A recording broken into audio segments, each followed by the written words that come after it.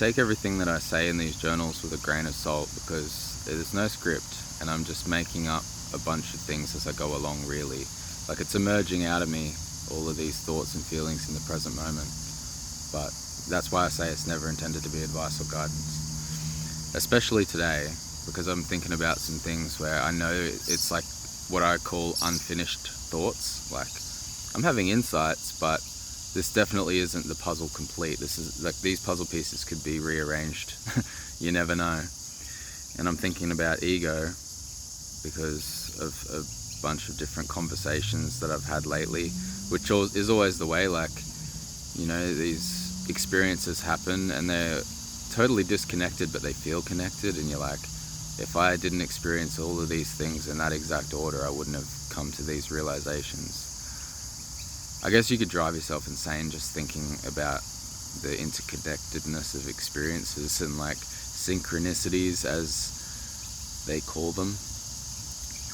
But yeah, thinking about ego and how we just, even the way that we speak about the ego, like it's something over there, where it's like, I'm the one talking, like the identity, the ego's usually in the driver's seat, front and center. And I think just the language that you hear, like the way that people say the ego does this, the ego does that, and it's never like I do this or I do that. We've like sort of separated ourselves from the ego, or the ego separated itself from us in this really ingenious way that like trips us out. And like, it's like, the more that you think about your ego as like a thing, the more absurd it gets, because it's not outside of you, it is you, but we're constantly talking about it like it's this thing that we've got to deal with out there. And like there's these concepts of like, we've got to kill the ego or diminish the ego in some way. We've got to stop the ego. And what you're really saying is like, I've got to stop myself. Like, it's such a strange, distorted like concept, because like we're all talking about it, or like heaps of experts and stuff are talking about it too, all of these studies, and just the language from the very beginning is misleading. And then it's like the egos are the ones talking, like it's all of our identities, like we're the ones making up these stories about the egos out there that are causing all of these problems. And it's just like, you can see why I preface this with a disclaimer, like take this with a grain of salt, because it's just going to be a big like circle. We're never going to reach a conclusion in this journal, but there's insights to be had as we're exploring these thoughts and feelings. And it's not even just with the ego, it's like the processes of the ego. Like when I'm really identified with myself, which I reckon you could use as a synonym in this context for ego, like myself, my ego. When I'm really identified with myself, then everything is outside of me. Like I'm looking for knowledge outside of me. I'm looking for dimensions outside of me. Like especially the recent journal about people who love psychedelics, like they have to go to another dimension. They don't think like, I'm just going inside of myself. And really the psychedelic wouldn't have that much to do with it. If I just sat with myself for 4 to 6 hours, I would probably have pretty intense insights and revelations about the nature of who I am and the nature of reality. But the psychedelic is just kind of the excuse or the catalyst to get you out of your regular routine and make you sit down for 5 minutes. But yeah, I'm gonna stop talking about psychedelics again. But that's the kinds of conversations that I've been having that have made me come to these realizations too, because I've been hearing all of these conversations about people having these profound experiences, and I'm just like listening to them put everything outside of themselves. Like, I met this being and this being showed me all of these incredible things, and it's like, and even when I've like said like, you know, that's all inside of you, like, or I'm like challenging their thing where they're going away and escaping into another dimension and having a conversation with another being, which, you know, I'm just playing with the concept and I'm just challenging it. Like, I'm not attached to like a belief or anything. because I actually do believe that there are other beings on other dimensions that we can communicate with, and from my what I've been shown and what I've been taught, it's not a good idea, because basically all of the malevolent beings are the ones that are going to want to interact with you, because any benevolent being is going to want to allow you to grow on your own. Even your own spirit wants to allow you to grow on your own. That's why it's sitting back and allowing you to go and make all these mistakes and put everything outside yourself and run the show with your ego, because it knows you got to learn the lessons so that you can actually grow. And it's a really strange kind of compassion, like letting somebody that you love fuck everything up so that they can truly grow, but still being there for them and being a space of love so that they know that they're supported.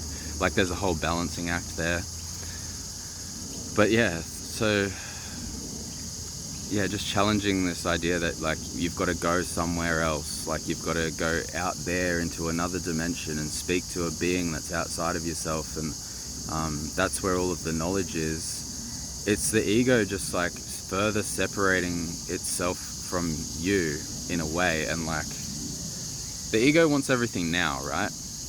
Or the ego's like really driven by like goal orientation and things that it can measure. Like the ego feels good if it gets a lot of money, or if it gets a lot of sex, or if it gets a lot of drugs in some cases, like however you measure your parameters for success. The ego is like a measurer. So it wants everything faster, it wants everything now. And you know, you got a spirit inside of you, if you subscribe to that or not, it doesn't really matter. I'm just talking about my own thoughts and feelings. And it can rearrange the entire universe for you, and like not in a fucking new agey way, but like it can set things up ahead of you and you got to walk towards it, is what I've been taught. Like you can't just like tell your spirit I want to win $1 million and then expect $1 million to be hand delivered to your front door. Like you're gonna have to take some action towards it as well, like you're working with your spirit.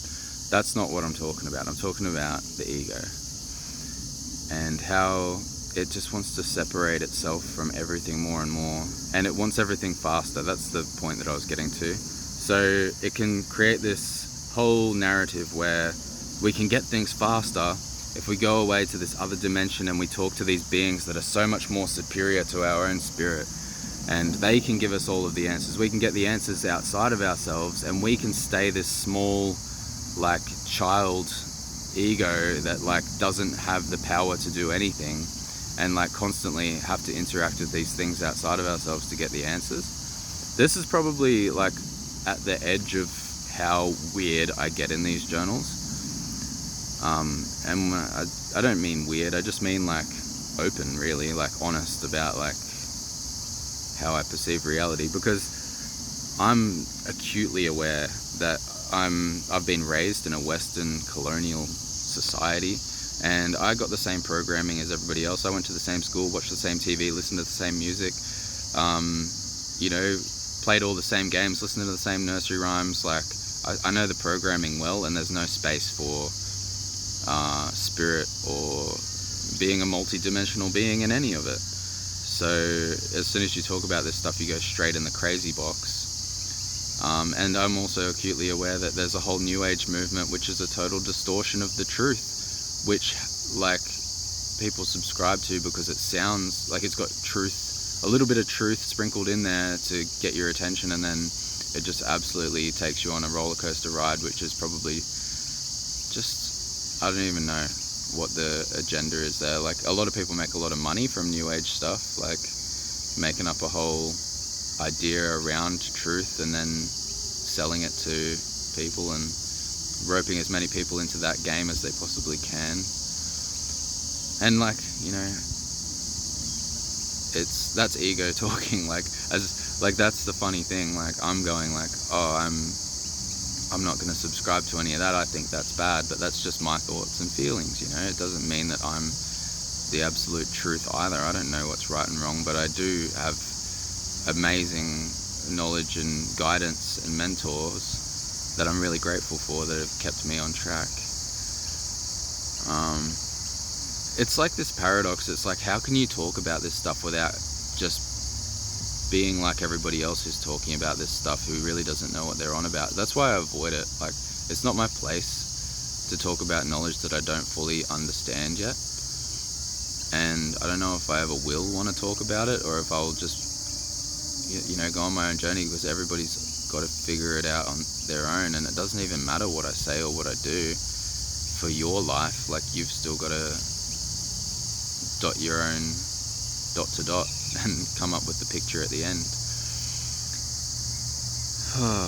But yeah, it's like, I guess I'm also looking at how maybe I'm still looking outside. Like, am I still looking outside for answers? I'm still in that like Western colonial programming of like, reality is made of stuff. Like, there's a tree there, there's a table here, and I can move this stuff around and I can create the outcomes that I want, which is again like that ego way. So at the moment I'm like, I can make a lot of money and then I can use the money to create things, and I'm like, that's where my disconnect is from spirit, I guess. Like, I could go deeper inside of myself and look at like, why do I want to have a lot of money? Why do I want to create all these things? But I think I want to believe, again, ego, that I have let go of a lot of the things that were, superficial, detrimental, not towards the greater good, not towards even my own benefit.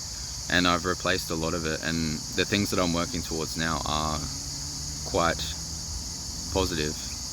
But like, you're never going to switch off the ego either. It's always going to want a task to do. So I guess a big takeaway is like, give it a meaningful task that, is aligned with your spirit and your soul and like your full integrated being. Like, that's the key. Like, but don't let the whole thing is like, we're letting the ego lead the way, because the ego in Western programming, like, it is the God. It is the thing that we all sort of turn to, and we go, this is a material molecular world, and we are playing with the surface of reality, and we've totally been put into this kind of amnesia where we can't even consider the possibility that there's something beneath the surface. And like, even Western beliefs and stuff, it's, they have quantum physics and like a little bit of metaphysics, and it's like where science is still trying to put spirit in a box that like the ego can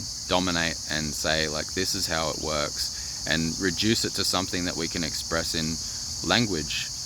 And it's really fascinating, and you can see there's like actual progress there where we can articulate this incredible stuff that's going on beneath the surface of this material molecular world.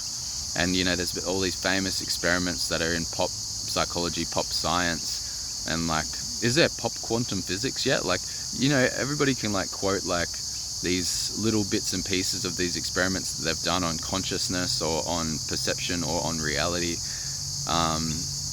where like you probably would have heard from somebody at some point that the observer actually changes reality. They did the quantum physics experiment where like the effect that was being observed was different depending if somebody was watching it or if they weren't watching it.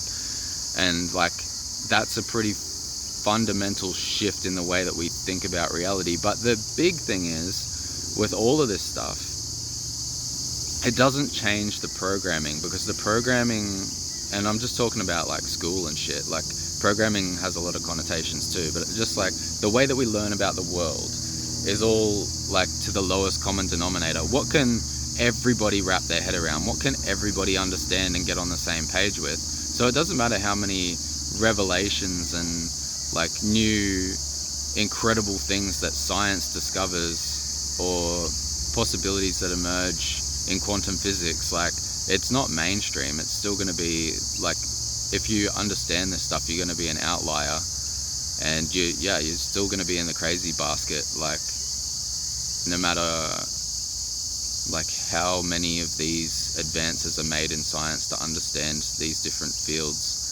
So a long time ago, probably not a long time ago, like, I've let go of like waiting for things to become mainstream, and I'm just like, I left that behind, and I just went and started doing my own empirical study and like trying stuff out and learning from, you know, teachers, masters really, who have been doing that for their entire lifetimes, and they've figured a lot of stuff out, and we can, you know, verify that with our own empirical studies and experiments. So like I've seen things that you couldn't even begin to conceptualize, or like just wouldn't fit into the narrative or the story of how reality works, and you wouldn't even bother telling anybody, like, because you just know that it's almost like you'd have to rearrange the entire epistemology inside of their awareness for them to even begin to grasp like chapter 1 of what you're looking at.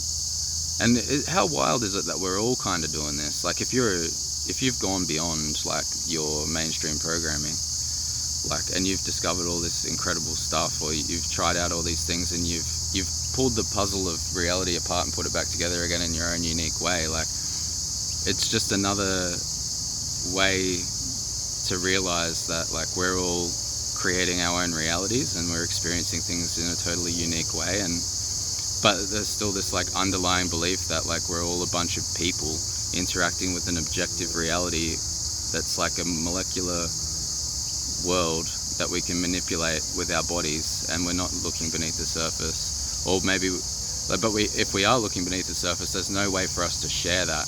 And maybe that's why we revert back to like ego and, you know, this simplified Western like colonial vision of the world, because it's like we can actually share it and it can make sense to each other, and that's comforting. Whereas if you go deep into your own internal reality, then you're alone, and you feel that aloneness, and that can be terrifying, I suppose. Anyway, I'm going to wrap it up. If you get anything out of these journals, please pass them on to somebody else you know who might be interested in this kind of stuff. Subscribe if you haven't already, leave your comments down below, and I'll see you again very shortly.